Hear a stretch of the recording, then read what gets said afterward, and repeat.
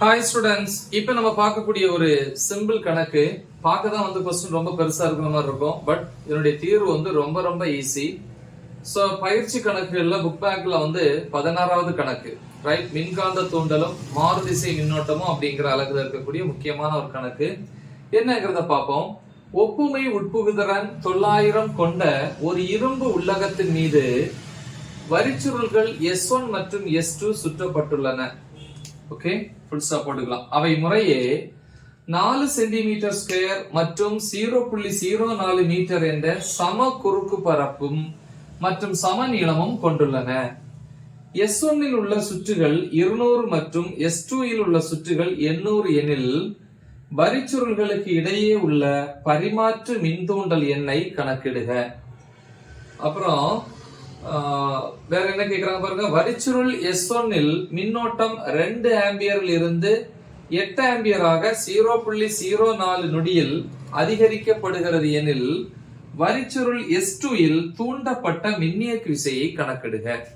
ரொம்ப சிம்பிள். அத என்ன சொல்றாங்க அப்படின்னா, 2 கம்பிச்சுருளாம், ஒரு கம்பிச்சுருள் மேல இன்னொரு கம்பிச்சுருள் என்ன பண்றாங்க அப்படின்னா சுத்துறாங்க, ரைட்?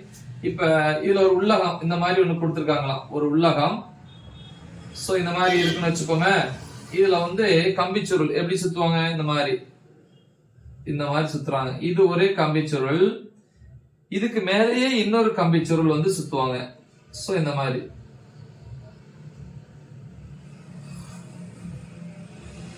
ஒரு கம்பிச்சுருளை S1 சொல்லுவோம், சொலினாய்டு 1 வரிச்சுருள் 1, இன்னொன்னு வரிச்சுருள் 2 S2 சொல்லுவாங்க.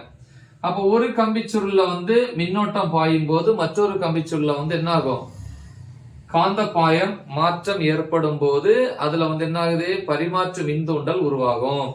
சோ அந்த நேரம் அந்த இடத்துல தூண்டப்பட்ட மின்னியக்கு விசையை கணக்கிட சொல்லி கேக்குறாங்க. நம்ம ஏற்கனவே இந்த டாபிக் பார்த்திருப்போம்.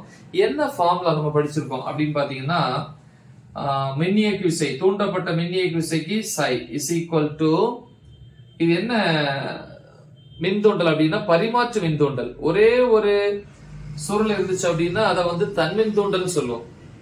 இங்கிலீஷ்ல செல்ஃப் இண்டக்டன்ஸ், லெட்டர் L. இது பாத்தீங்கன்னா 2 கம்பிச்சுருள் இருக்கு இல்லையா, S1 S2. அதனால இங்க 2 பேருக்கு இடையில உருவாக்கக்கூடியது பரிமாற்று மின்தூண்டல், மியூச்சுவல் இண்டக்டன்ஸ் இங்கிலீஷ்ல சொல்லுவாங்க. மியூச்சுவல் M, இதான் ஃபார்முலால M வரும். அதே மாதிரி மைனஸ் எதை குறிக்குது அப்படின்னா, தூண்டப்பட்ட மின்னியக்கு விசை காந்தப்பாய மாற்றத்தை எதிர்க்கும் வகையில் அமையும் சொல்லி படிச்சிருக்கோம், அதான் மைனஸ். அப்புறம் இங்க ஃபார்முலால di/dt அப்படின்னு வரும். diங்கிறது மின்னோட்ட மாற்றம், 2 ஆம்பியர்ல இருந்து 8 ஆம்பியர், அது கண்டுபிடிச்சுக்கலாம். அப்புறம் M கொடுக்கல, M தான் நம்ம கண்டுபிடிக்கணும் ஃபர்ஸ்ட், பரிமாற்று மின்தூண்டல். அது கண்டுபிடிச்சு இதுல என்ன பண்ணணும், பிரதியிடணும், சப்ஸ்டிட் பண்ணணும். சரி, தூண்டப்பட்ட மின்னியக்கு விசை 2வது காயில்ல, அதாவது 2வது சுருள்ல கேக்குறாங்க. அப்ப 2வது சுருள், அப்ப மின்னோட்டம் எதுல பாயணும், முதல் சுருள்ல பாயும். கரெக்டா?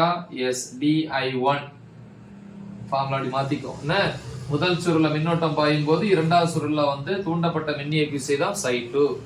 அப்ப அவங்களுக்கு இடையே இருக்கிற பரிமாற்று மின்தூண்டல் 2வது சுருள்ல தானே மின்தூண்டல் இதாவது பரிமாற்று மின்தூண்டல். ஏன்னா முதல் சுருள்ல மின்னோட்டம் பாய்ச்சதுன்னா 2வது சுருள்ல பரிமாற்று மின்தூண்டல். அப்ப 2வது சுருள்ல பரிமாற்று மின்தூண்டல் யாரால, முதல் சுருளால, M21. ஜெனரலா எழுதும் போது இந்த 2-1 எல்லாம் போட மாட்டாங்க, சிம்பிளி ஜெனரலா எழுதுவாங்க. பட் இதுதான் கரெக்டான ஃபார்முலா, ரைட்? ஃபர்ஸ்ட் நம்ம M கண்டுபிடிப்போம், ரைட்? இப்படி இந்த இடத்துல போட்டாலும் இல்ல போடாம இருந்தாலும் ஒன்னும் பிரச்சனை இல்லை, ரைட்?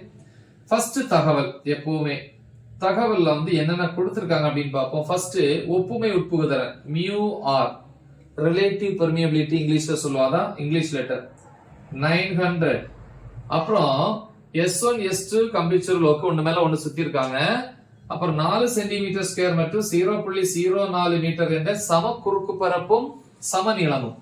அப்ப குறுக்கு பரப்பு 4 சென்டிமீட்டர் ஸ்கொயர். அப்ப A = 4 சென்டிமீட்டர் ஸ்கொயர். மீட்டர்ல மாத்தும் போது சென்டிமீட்டர் சென்டிமீட்டர், ஒரு சென்டிமீட்டர் 10⁻², இன்னொரு சென்டிமீட்டர் 10⁻². அப்ப 10⁻⁴ மீட்டர் ஸ்கொயர்.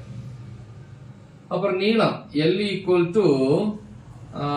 0.04 மீட்டர். இத 4 × 10⁻² மீட்டர் எழுதலாம். ஆனா பாயிண்ட் வச்சு பாருங்க, திருப்பி இது வரும். அப்புறம் சுற்றுகளின் எண்ணிக்கை, முதல் சுருள்ல எண்ணிக்கை N1 = 200, இது எப்படி எழுத வேணாம், 2 பெருக்கல் 10 அடுக்கு 2, 2 0 இருக்கு இல்லையா.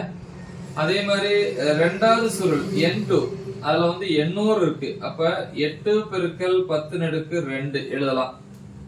அப்புறம் வந்து பாத்தீங்க அப்படின்னா மின்னோட்ட மாற்றம் இல்லையா, மின்னோட்ட மாற்றம் முதல் சுருள DI1 கரெக்டா, அல்லது சிம்பிளி DI னே போட்டுக்கலாம், DI கரெக்டா. மின்னோட்ட மாற்றம் கரெக்டா, I2 மைனஸ் I1 இப்படி எழுதலாம். இல்ல இப்படி எழுத வேண்டாம், மின்னோட்ட மாற்றம் அப்படின்னு வரும்போது 2 ஆம்பியர்ல இருந்து 8 ஆம்பியருக்கு போகுது இல்லையா. அப்ப எவ்வளவு வேறுபாடு, 6 ampere. 8 minus 2, 8 minus 2 equal to 6 ampere இல்லையா, மின்னோட்ட மாற்றம். அப்புறம் காலம் வந்து கொடுத்திருக்காங்க, dt நேரம் எவ்வளவு, 0.04, 0.04ங்கிறது 4 வினாடி. இத 4 into 10⁻⁻2 செகண்ட் அப்படின்னு எழுதலாம். ஏன்னா பவர்ல மைனஸ் இருந்தாலும் இடது பக்கம் புள்ளி வைக்கணும், வைக்கும் போது இப்படி கிடைக்கும். என்ன கேக்குறாங்க, தூண்டப்பட்ட மின்னியக்கு விசை ψ2, ஆனா m கண்டுபிடிச்சாதான் இதை கண்டுபிடிக்க முடியும். அதனால m ஈக்குவல் டு ஒரு கொஸ்டின் மார்க், மின்னியக்கு விசை கொஸ்டின் மார்க் ரெண்டாவது சுருள்ல. இனி நம்ம தீர்வுக்கு வருவோம் இல்லையா. என்னது, ஃபர்ஸ்ட் பரிமாற்று மின் தூண்டல் ஃபார்ம்ல என்ன படிச்சிருக்கோம், பரிமாற்று மின் தூண்டலுக்கு பரிமாற்று மின் தூண்டல் ஏன் படிச்சிருக்கீங்க, m equal to mu not அப்படின்னு படிப்பீங்க. ஆனா இங்க ஒப்புமை உட்புகரம் கொடுத்திருக்காங்க, ஒரு இரும்பு உள்ளவங்க கொடுத்திருக்காங்க, அதனால கண்டிப்பா அங்க ஊடகம் இருக்கு, அதனாலதான் mu mu n1 n2 into a by l. இப்ப மியூங்கிறது ஊடகத்துல உட்புகுதிறன், அதுக்கு ஒரு ஃபார்முலா இருக்கு. ஏன்னா ஒப்புமை உட்புகுதிறன் கொடுத்திருக்காங்க இல்லையா, மியூ ஆர் கொடுத்திருக்காங்க. அப்ப ஃபார்முலா படிச்சிருப்போம், mu is equal to mu naught mu r. முதல் அலகுல epsilon is equal to epsilon naught epsilon r படிச்சிருக்கீங்க இல்லையா, இந்த மாதிரி. இதே மாதிரி இங்க இருக்கு. அப்ப மியூக்கு பதிலா என்ன போட்டுக்கலாம், மியூ நாட் மியூ ஆர் போட்டுக்கலாம். அப்ப இந்த இடத்துல மியூக்கு பதிலா மியூ நாட் மியூ ஆர் அப்படின்னு நம்ம எழுதிடலாம். இப்ப வேல்யூஸ் வந்து நம்ம வந்து சப்ஸ்டிட்யூட் பண்ணிக்கலாம். மியூ நாட்டுடைய மதிப்பு வந்து கொடுக்கல, ஆனா நமக்கு தெரியும் என்ன மதிப்பு, 4π into 10⁻⁻7 ஓகேவா. திருப்பி வந்து மியூ ஆரோட மதிப்பு 900. இது எப்படி எழுதலாம், 9 பெருக்கல் 10 அடுக்கு 2 எழுதலாம் இல்லையா. அப்ப 9 பெருக்கல் 10 அடுக்கு 2 பெருக்கல் n1 மதிப்பு வந்து 2 பெருக்கல் 10 அடுக்கு 2 எழுதலாம். அதே மாதிரி n2ங்கிறது வந்து 8 பெருக்கல் 10 அடுக்கு 2 எழுதலாம். அதே மாதிரி வந்து பரப்பளவு கொடுத்திருக்காங்க எவ்வளவு, 4 into 10⁻⁻4 திருப்பி டிவைட் பை வகுத்தல், திருப்பி என்ன இருக்கு, L இருக்கு. L ஓட மதிப்பு என்ன, 4 into 10⁻⁻2 அப்படின்னு நம்ம என்ன பண்ணிக்கலாம், எழுதிக்கலாம். ரைட். சோ இப்போ நெக்ஸ்ட் வந்து பாத்தீங்கன்னா m ஈக்குவல் டு இந்த 4 என்ன பண்ணிக்கலாம், கேன்சல் பண்ணிக்கலாமா. அப்ப மீதி என்ன இருக்கு, 4 பெருக்கல் 8 எவ்வளவு, 4 8 32, 32 பெருக்கல் 2 எவ்வளவு அப்படின்னா 64, 64 பெருக்கல் 9 பெருக்குனீங்க அப்படின்னா எவ்வளவு வரும் அப்படின்னா 576 வரும். பெருக்கி பாருங்க, 4 பெருக்கல் 8 32, 32 பெருக்கல் 2 64, 64 பெருக்கல் 9 576.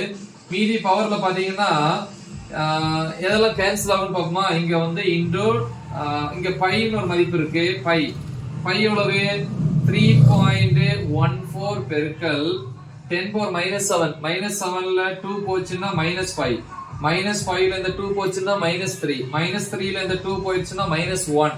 இங்க 10⁻⁻4 சேர்க்கும் போது 10⁻⁻5 பெருக்கல் 10⁻⁻2 மேல வரும்போது 10⁻+2. இப்ப இத பெருக்குனீங்க, இந்த ரெண்டையும் நீங்க சாதாரணமா பெருக்கினீங்கன்னா 1808 பெருக்கல் 10 அடுக்கு -5 10 அடுக்கு 2, இதுல 2 போச்சுன்னா 10 அடுக்கு -3 வரும். அப்ப m ஈக்குவல் டு 3 பாயிண்ட் தள்ளி வைக்கும்போது 1.808. இதை எப்படி எழுதலாம் அப்படின்னா 1.8 முழுமைப்படுத்தும் போது 1 ஹென்றி இப்படின்னு எழுதலாம். இனி இது வந்து முதல் ஒண்ணு கரெக்டா. ரெண்டாவது தான் வந்து மின்னியக்கு விசை கண்டுபிடிக்க போறோம். ψ2 is equal to -m into di by dt. So இப்போ இதை நம்ம அழிச்சுக்கலாம். அப்ப psi2 is equal to minus m ஓட மதிப்பு இதா இருக்கு என்னது 1.81. அப்ப 1.81 into di. di மதிப்பு என்ன இங்க இருக்கு 6 ஆம்பியர். சோ அப்ப 6 by dt. dt மதிப்பு என்ன dt இங்க எழுதிருந்தோமே இதா இருக்கு 4 into 10 power minus 2. சோ இதுல 3 2 6 2 2 4. அப்ப is equal to இத பெருக்குனீங்கன்னா மைனஸ் 1 3 3 3 8 24க்கு 4 மீதி 2 ஒரு 3 3 2 5 5.4443 into கொஞ்சம் மேல எழுதிரோம் into 10 power minus 2 மேல போகும்போது plus 2 ஆயிரும். கரெக்ட்டா? எஸ். சோ இப்ப கீழ ஒரு 2 இருக்கா divide by 2. இப்ப இத டிவைட் பண்ணீங்கன்னா நமக்கு என்ன வரும் பாப்போம். இதுல வந்து மைனஸ் 2 2 4 மீதி 1 போகாது 14 7 2 14. கரெக்ட்டா? 7 2 14 மீதி 3 1 2 2 மீதி 1 இருக்கு 10 10னா I 2 10. கரெக்ட்டா? இப்படி எழுதலாம் into 10 power 2.